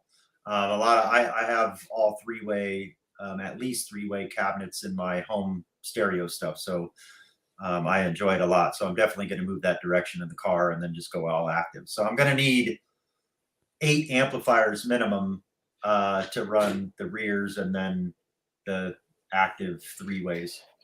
That's a lot of amps. When you say that, do you mean that you intend to run just like a shit ton of 2 channels that are all hooked to like a preamp or something like that? Like, what do you mean by that? Bring that upstairs. I'll be in a minute. No, I mean, so I'm going to be running. Wait. My wife just brought food. I'm grabbing a couple of. So I run. I run like multi-channel amplifiers. So, like for instance, a lot of them are doing this, like the 905, right? The JL 905. I don't do that now, but I run a 4-channel and I just use them and do active crossover with a 2-way setup now. So you've got a dedicated 4-channel for the front stage. And then if you want rear fill, you need more amplifier channels, right? So I'm going to run 3 per side in the front. So that's 6 right there. And then 2 more for rear fill in the back. And then the sub amplifier on top of that.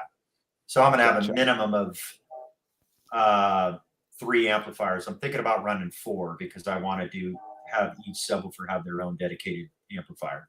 Woof. Yeah. So 4 amps is what I'm looking at. But 3 of them will be the big ones, and then the rear fill doesn't need to be big. So I'm just going to run a small 150 by 2. One of the little tiny ones that Audio Control makes, and then I'll run it that way. Cool. That sounds fun.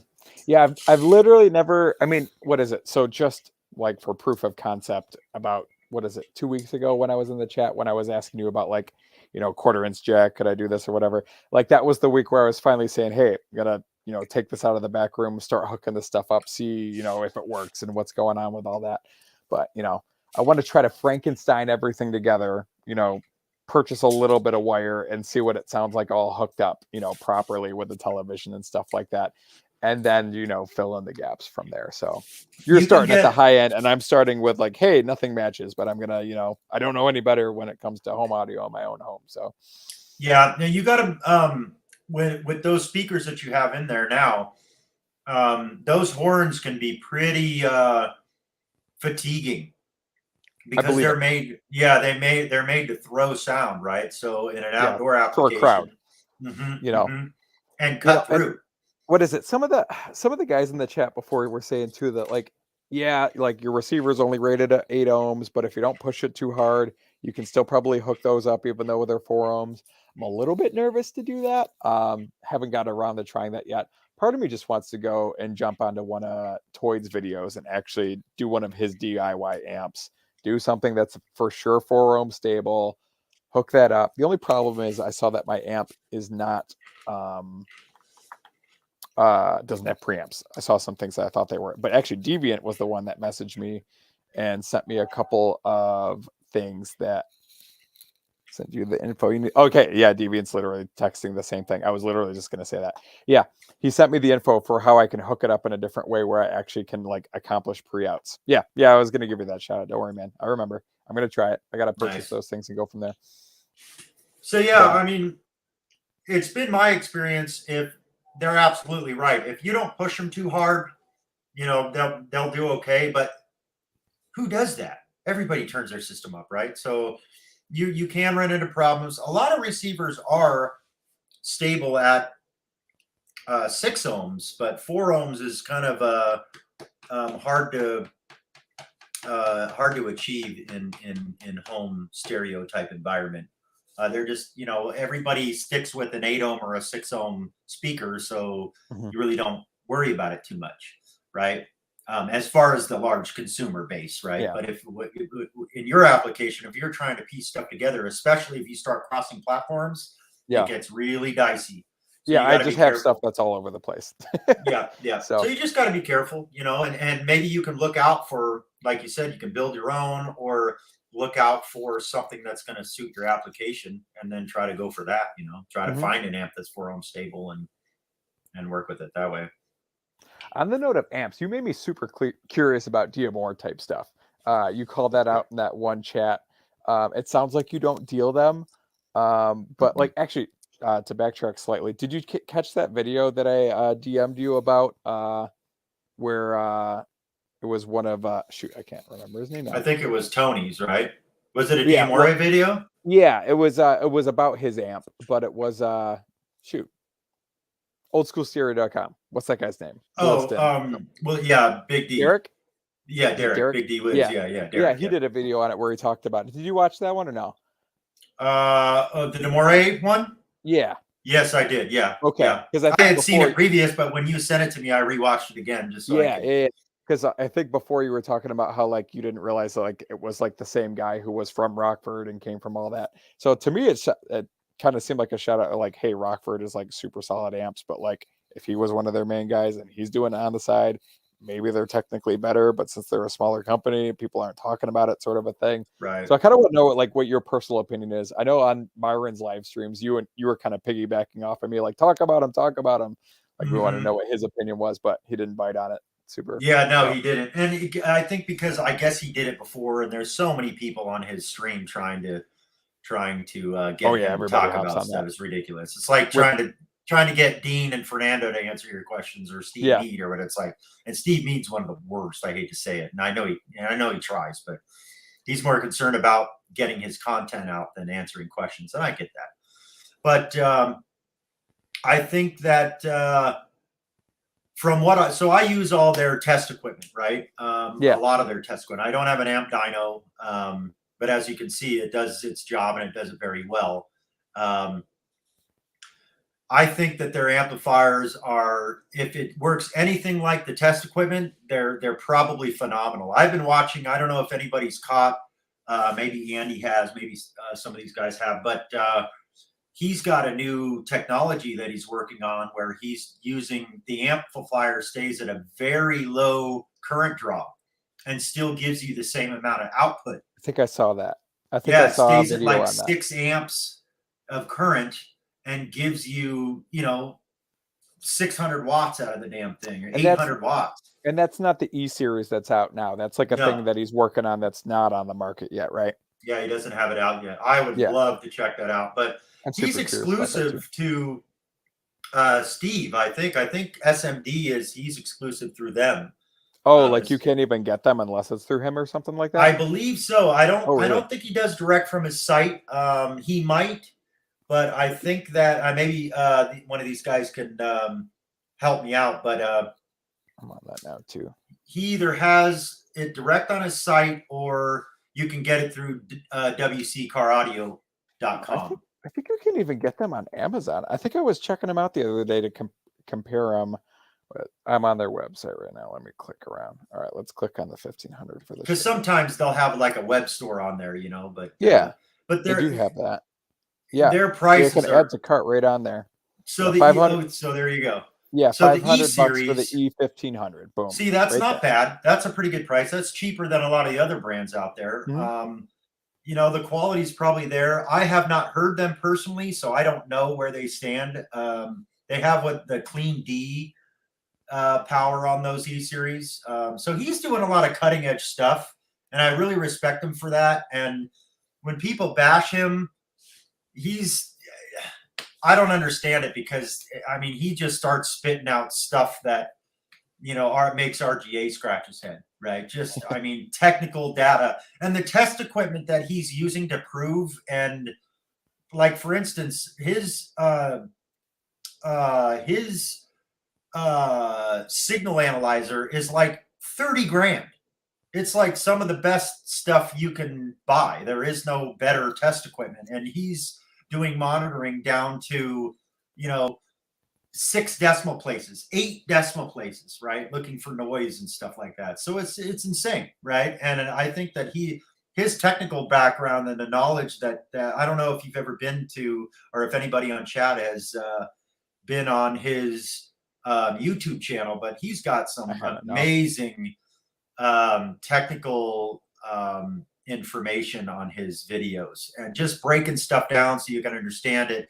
Gain overlap. Why is gain there? What is gain for? DC and AC theory. Just all sorts of great, and it's all solid information stuff that I've had to go to school to learn, right? So YouTube is a fantastic school. That's what everybody says. So oh yeah, man. Yeah. So I tap into all of my, I don't want to say hobbies, because I don't necessarily get around to pursuing them all, but like all of my interests, like, oh my gosh, like anytime I need to DIY something, I learn at YouTube. Anytime I'm interested in something but don't have time to pursue it, like all the audio stuff that I just watch videos on but don't get around to actually doing, boom, YouTube. Here I am. I'm literally doing it now. Right, exactly. And then, Andy's talking about a ton of capacitors to keep the power available when the power is low. I think it's different than that, because you're talking 6 amps to give you 900 watts versus, how many amps is that to give you 900? It's like 100, almost 200, if not more, amps to give you that kind of power. So I don't know if you can accomplish that with just capacitors, but maybe I'm wrong. Andy, maybe you can chime in and tell me. But I'd be really curious to look into his patent and see what he's doing, because that's pretty amazing. I mean, we've been trying to do that car audio forever. Yeah. Right. So however he's doing it, I'd be curious to know, how he's accomplishing that. And I would really like to hear his stuff, but they're so freaking expensive that I'm probably not going to ever run across it. But maybe. Well, there you go. Well, Andy's doing amp dynos now, and it sounds like you've worked on amplifiers. So when he goes to do the video, you two do a collab video on it. When he does the gut shot, you can explain what's going on in there, and boom, it sounds like there's just 1,000 super caps in there. Boom. Yeah, that might be the case. Explained. And to his point, a lot of the people who are doing the massive, builds on car audio that are 100 grand, they got, 6 alternators and 20 batteries in the back and doing all that crazy huge stuff, building walls and massive subwoofers, that kind of stuff. Yeah, Deb says bending physics for the win, and that's exactly what he's doing. They're trying to bend physics, and that's what it's all about, and I forget where I was going with it. What was I? Oh, the massive systems. A lot of them are doing no more batteries. They're doing all capacitor banks, and they're burping, 180 dB with, 50 capacitors in the back, right? So the technology is starting to catch up with what people are trying to achieve, and we just keep pushing the envelope and getting bigger and bigger. With these, with these new technologies. It's really cool to see, because back in the day, there wasn't, when I started this, there wasn't any, there was not, you weren't upgrading alternators, you're dimming your lights with the next guy. You know what I mean? You were doing that kind of thing. So the technology just wasn't there. People were having their buddies rewrap their alternators and changing and doing that kind of things. There wasn't capacitors that could handle this kind of load. So it's fun. It's cool to see. What does he say here? His answer are super expensive. I think all of us, I envy Steve Need for growing his business the way he has, and I look up to him for it. I mean, he's making his own stuff, and I use SMD stuff pretty much exclusively for fusing and distribution, and it's there's nobody touching it. It's just the bee's knees. It's the bomb beta. It's the best stuff you could get. Just the build quality. A lot of the other stuff are pretty great too. Kicker makes some great stuff. Rockford Fosgate, a lot of the bigger companies are making great stuff. But man, you start working with that, SMD stuff, and it's just on a different level. It's just, it's almost hand built out of super strong materials. Everything is tight. A lot of it's made out of copper. It's kind of big and bulky, I don't know if you're familiar with JL's fusing and wire. I really like their fuse holders. They're really great. They kind of spin, and you can put wires in all directions. I know exactly what you're talking about. Yeah. I have one of them, and I needed to get it out of a vehicle super quick, so I totally busted it up. But I have one. It's in bits and That's pieces the thing. right now. It's like, it seems like all the other ones, all the other manufacturers that are doing this, they just seem fragile to me. It seems like every guy, everything is okay. They're all using the plasticky plexiglass, cheap plastic stuff that, it screws in, but if you ever have to reuse it or take it out or manipulate it, take the wire out, it's hard to squeeze. I'm sure we've all run into the fact that you're squeezing the freaking plastic cover to try to get it off, or you're putting it on a panel that's not completely flat and it doesn't want to clip on, so it's all these little things that the SMD stuff, you just don't have to worry about it. It's just, it works really well. And I don't know much about the actual equipment he puts out other than his actual, is it clipping or is it not? Or, what's the, what do we he does a lot of Instagram stuff. You always hear his machines running, and they're the ones that are building all that CNC stuff and all that. Yeah, it's all CNC'd out of a lot of it's blown PVC or some kind of polycarbonate, some acrylic. He's doing a lot of acrylic. It looks really nice. So they just, I don't know, there's some about them. It's like you can throw them off the side of a building and still put them in your car. It just has that quality that I just can't get over, and nobody else is doing it. A lot of people are machining a lot of stuff. A lot of these, I'm wearing a Sky High shirt. They're doing a bunch of stuff with some, they carry a lot of the SMD stuff. That's where I get my SMD stuff from. Yeah. And, it's bomb proof, man. And that's what I like with car audio. I want to be able to put it in and last for 20 years because I don't want to, it's money out of my pocket. A client comes back with a broken fuse holder or something falls off or something like that. And it's just, now I'm servicing a system, and, I can't charge them for that. I got to do it for free. So you found that to be your do it once equipment. Absolutely. Yeah. And I'm sure there's other stuff out there, but I haven't seen it. I've broken everything else, and everything else is just, it doesn't clip in right, or it doesn't want to sit right or whatever. And they're just bomb proof. So that's what I tend to go to. But I'm trying to see what Andy, screwdriver without the screw. I don't know what he means by that. Andy, explain yourself. Yeah, right. Or jump on and explain it. SMD makes accessories, good stuff to make things simpler. Yeah, that's the thing. It just makes my life simple. I screw it in. I put the fuses in. Even he's using ceramic fuses. It's just really high quality stuff. And I would love to run the Amore amplifiers, but the ones that Steve's running in his current build, it's like $7,000 for an amplifier. You're talking about like those crazy big ones that are like 3 feet wide, 2 feet, in the other dimension, blah blah blah. Yeah, I think they're all Class A. Or Class AB.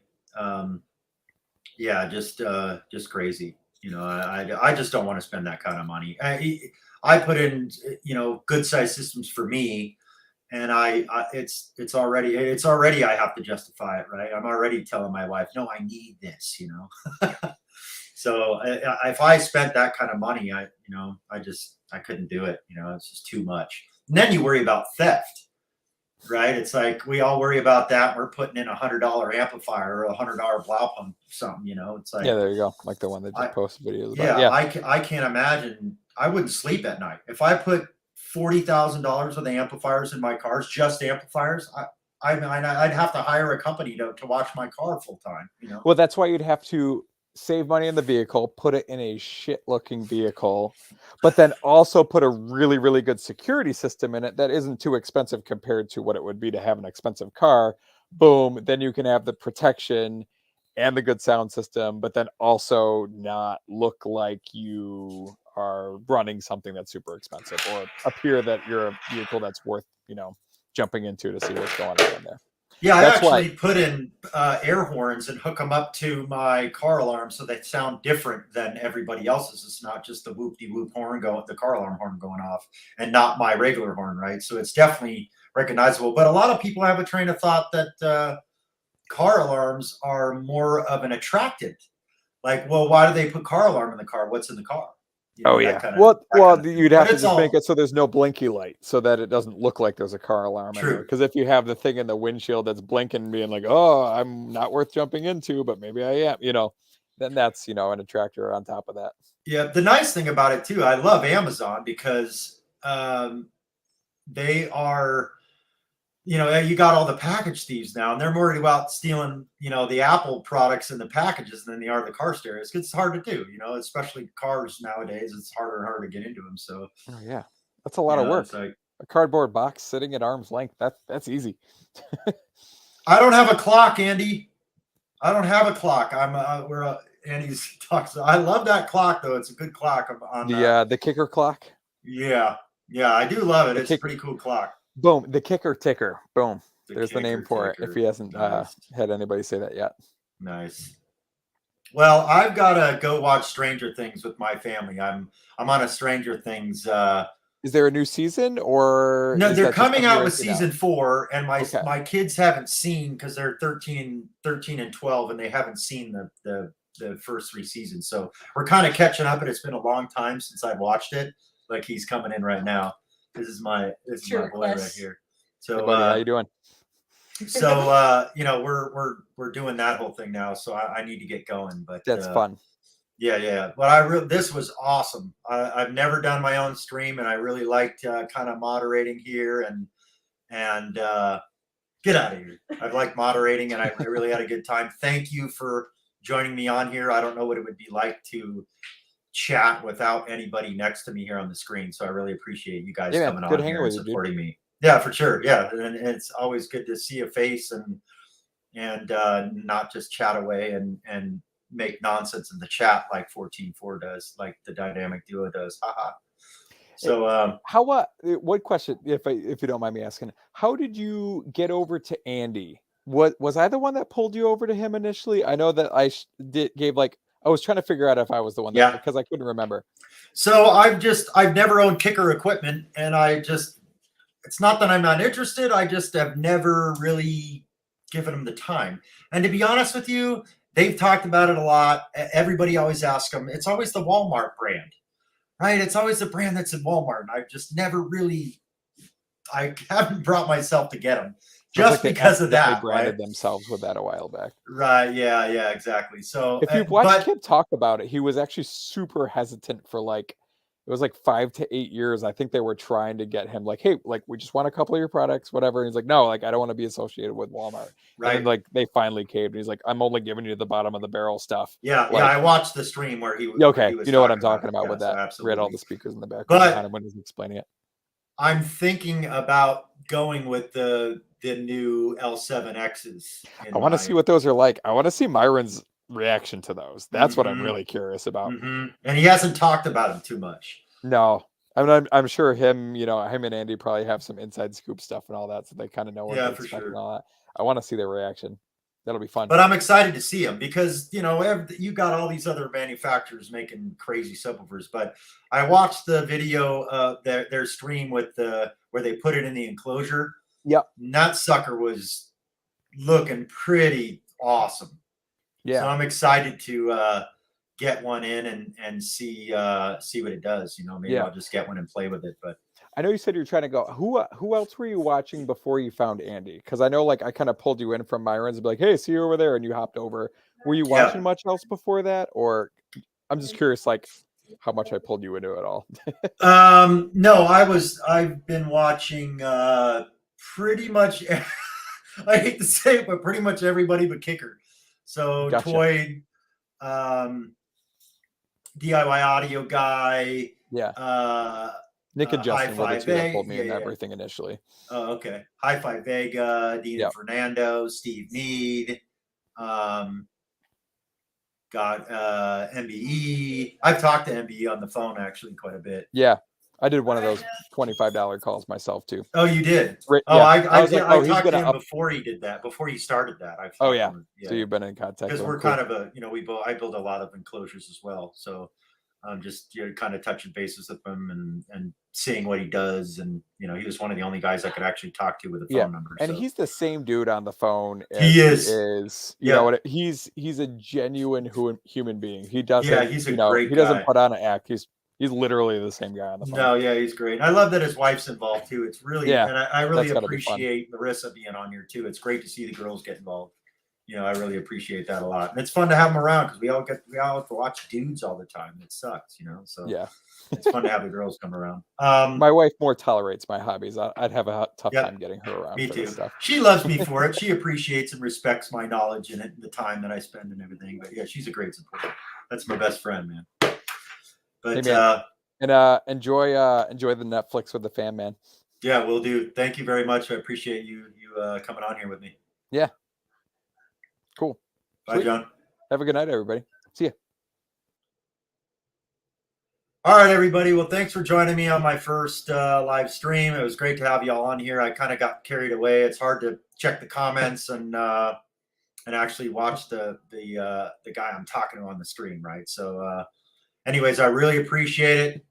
I really enjoy all my time with you guys on all the other streams. So I'll definitely see you on the other streams. But for now, I'm going to end this chat or this stream. So thank you very much.